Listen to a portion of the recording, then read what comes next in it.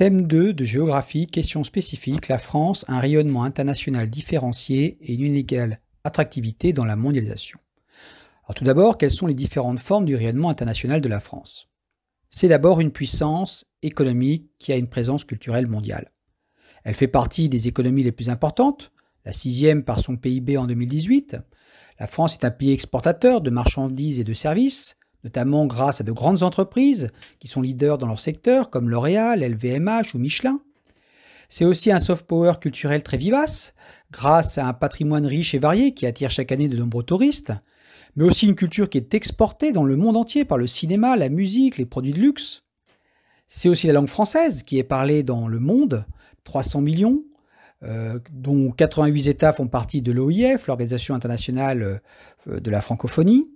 C'est aussi le rôle de l'Alliance française, cette institution installée dans de nombreux États qui diffuse la langue et la culture française.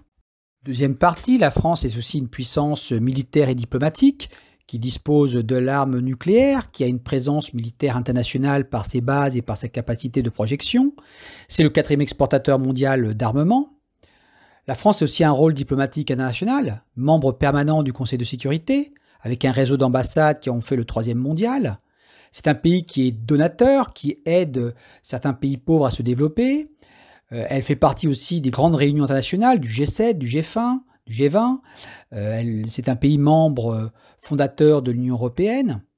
Il y a aussi des ONG de renommée mondiale, des médecins notamment sans frontières, qui interviennent dans des pays en guerre ou touchés par une catastrophe naturelle. Donc dans ce troisième point, nous allons apporter quelques nuances au rayonnement de la France dans le monde. Tout d'abord, son poids économique est à nuancer. Dans le commerce mondial, sa part est en baisse. Elle est peu présente sur les marchés émergents. Son commerce extérieur est déficitaire. La France achète plus qu'elle ne vend. Son rayonnement culturel est aussi concurrencé par le modèle anglophone. L'anglais est la première langue de communication mondiale. Cette deuxième partie, parlons de l'inégale attractivité de la France dans la mondialisation. Commençons par dire que la France est un pays très attractif.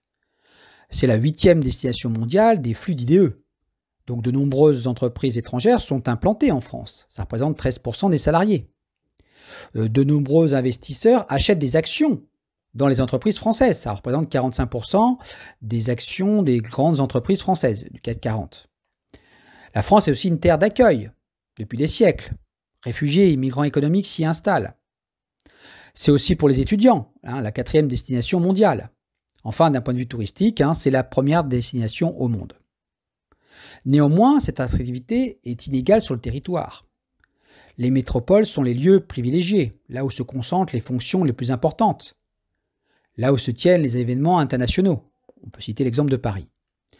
Certaines régions sont plus attractives que d'autres. Par exemple, l'Île-de-France est plus attractive que toutes les autres.